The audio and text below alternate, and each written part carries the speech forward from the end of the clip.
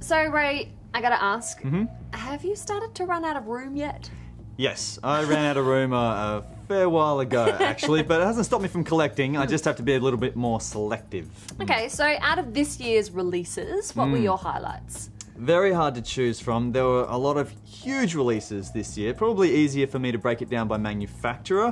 Kapow, surprisingly, didn't have a very outstanding year in my opinion. I thought they fell by the wayside a little bit. Gentle Giant had some good releases, but nothing that was eye-popping. Yep.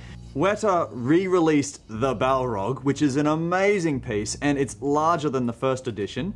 McFarlane Toys followed up their Michonne piece with an amazing diorama, this time featuring Rick Grimes, and Hot Toys had another stellar year, but my pick across the bunch is the Han Solo and Chewbacca set. Just wow. I really liked the Rocket and Groot duo too.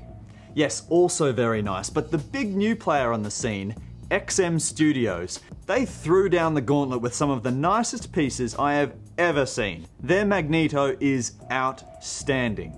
And of course, one of my favourite Sideshow Collectables pumped out the goods as well, one of which, my particular favourite, I brought along to show today. Well, come on, where is it? Show and tell, show and tell. Yes, yes, yes.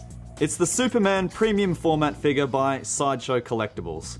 Standing roughly 65 centimeters tall, he's poised in a classic stoic position as a mark of his heroism. He looks magnificent. Doesn't he? Yeah. I'm really glad they didn't try to do too much with this piece. I don't think characteristically it's necessary.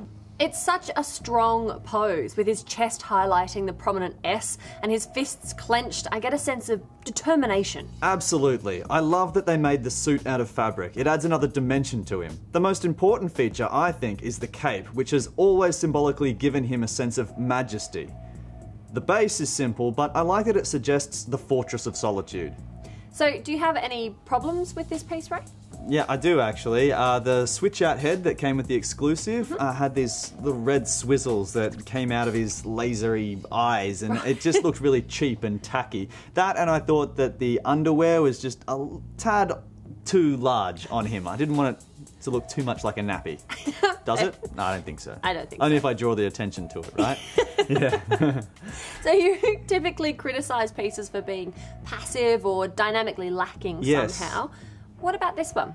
Well, firstly, I think this is the kind of image that you want from your Superman. Even though he's a great action hero, I think his essence is captured best in a stoic stillness. And secondly, the cape creates all the movement, so it doesn't feel too static. But most of all, this image, largely due to the head sculpt, just struck a chord with me. Well, I think that's the question that everyone asks, isn't it? Like, what is the iconic version of Superman?